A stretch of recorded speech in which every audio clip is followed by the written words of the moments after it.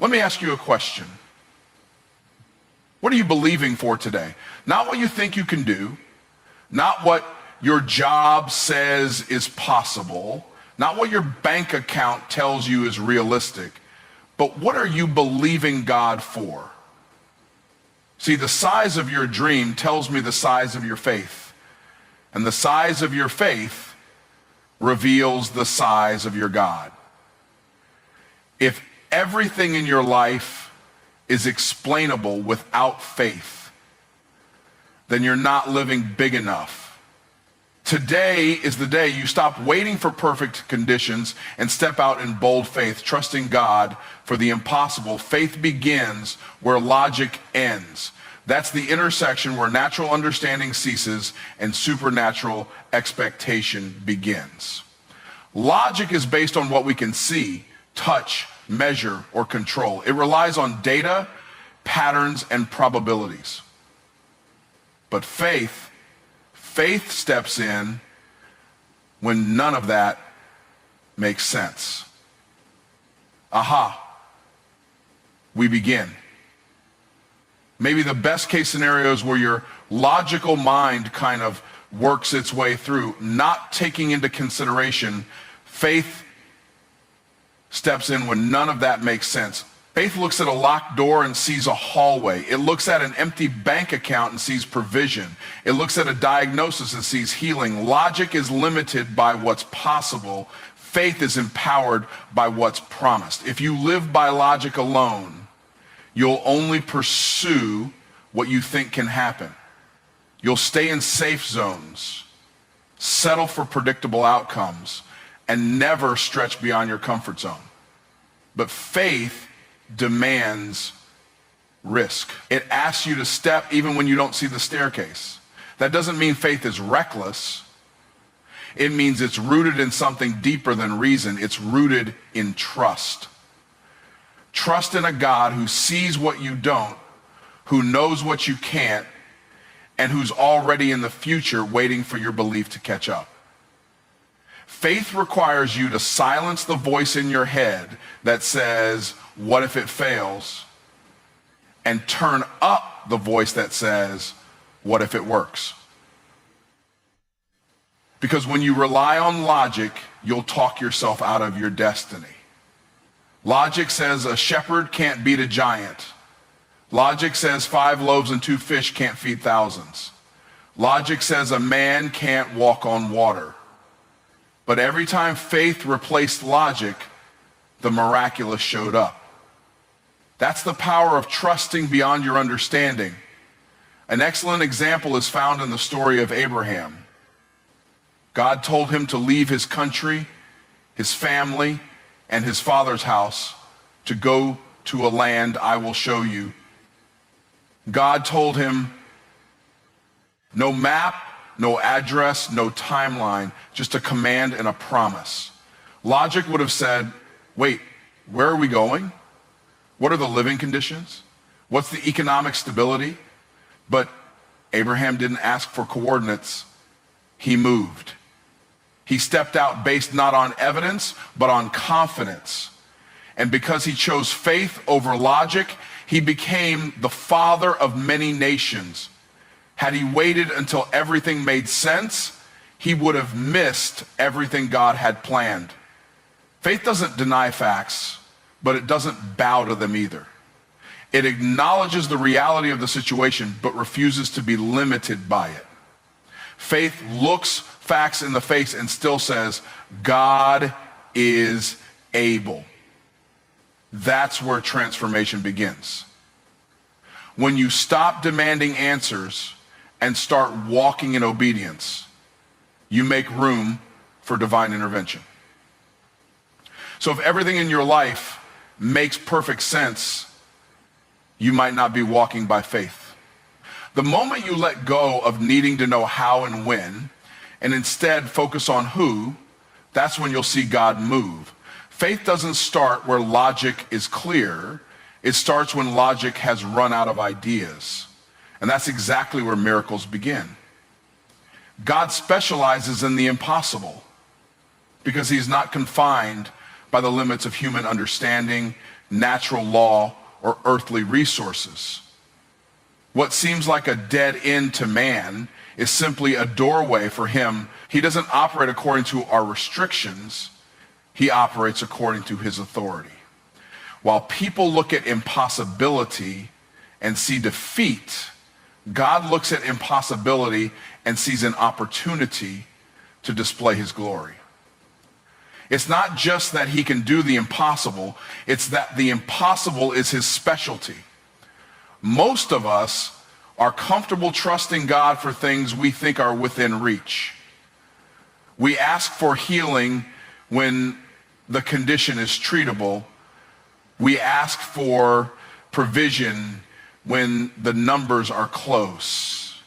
We ask for restoration when relationships are already softening. But faith isn't really tested until it has to.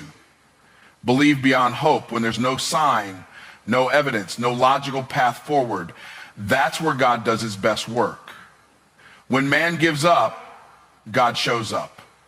When it's impossible for you, it's perfect for him. The reason God moves in the impossible is because it forces us to stop relying on ourselves. As long as we think we can fix it, we'll keep trying. But when we come to the end of our strength, our ideas and our influence, that's when we finally surrender, and that's where his power takes over. His strength is made perfect in our weakness. He doesn't need our resources, he needs our faith. The impossible becomes the breeding ground for miracles when we shift from trying to trusting. Consider the story of Lazarus. He had been dead for 4 days, not sick, not unconscious, dead. People had already given up. The mourners had gathered. The tomb was sealed. Logic said, it's over. But Jesus arrived on the scene and said something shocking. Take away the stone. And when they hesitated, he reminded them, did I not tell you that if you believe, you will see the glory of God? Then he called out, Lazarus, come forth. And a man who had been lifeless walked out of his grave. That's not a medical recovery. That's a supernatural reversal. That's the kind of situation only God can touch. That's what it looks like when the impossible meets divine authority. If God can raise the dead, part the seas, stop the sun, and create worlds with his words, then what exactly is too hard for him? The answer is nothing. But the key is not in God's ability, it's in your belief. He already can do it. The question is, do you believe he will? Because when you truly believe God specializes in the impossible, you stop praying small, you stop living safe, and you stop expecting natural results. You start moving in bold faith because you know you're backed by a supernatural God. The impossible is not your limitation. It's God's invitation. It's his stage to show the world that he's still in control, still working, still powerful, and still willing. When the situation is impossible, that's when heaven leans in and says, now let me handle this. Movement activates miracles because faith is not just a belief system.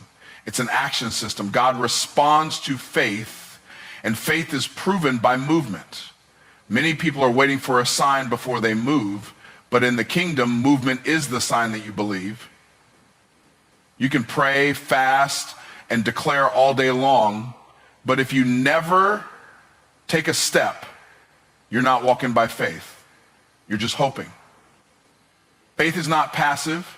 It doesn't sit around waiting for perfect conditions. It moves, even when it's uncomfortable, uncertain, and unseen. The Bible says faith without works is dead.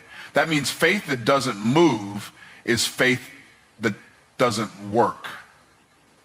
God honors action. He multiplies momentum. He blesses obedience in motion. The miracle isn't usually on the front side of the step. It's on the back side.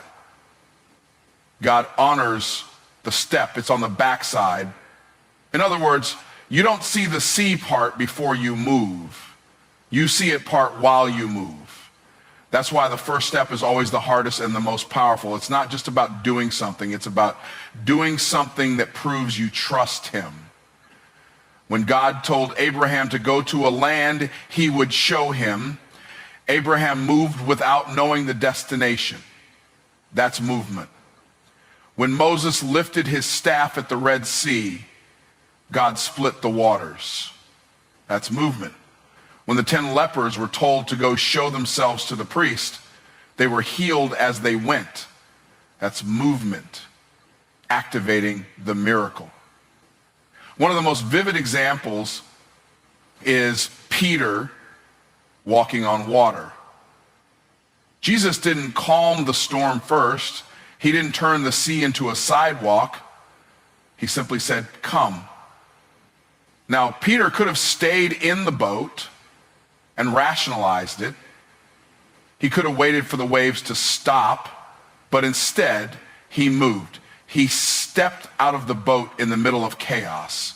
That first step was the evidence of his faith. And because he moved, he experienced something no other disciple did. He walked on water. The miracle met him on the water, not in the boat. Too often people say, "I'm waiting on God," but the truth is, God is waiting on them. You're not stuck because God hasn't spoken.